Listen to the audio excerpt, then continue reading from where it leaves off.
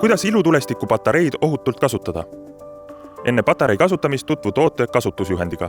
Sajuse ilma või tugeva tuulega ei ole ilutulestiku tegemine soovitatav.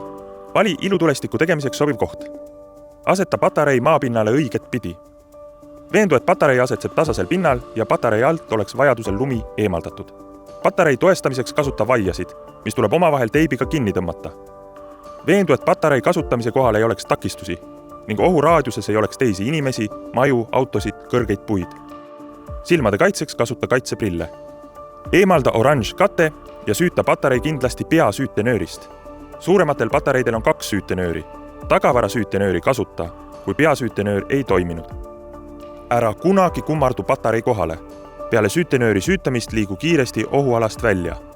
Kui ilutulestik on ära põlenud või kui patarei ei peaks üldse aktiveeruma, siis oota vähemalt 15 minutit enne patarei juurde minekut. Süütenööri uuesti süütamine on keelatud. Toiminud patarei korral kasta toodet rohke veega selle ise süttimise vältimiseks.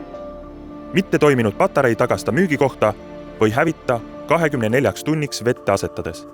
Ilutulestiku järgselt korja tekkinud prügi kokku.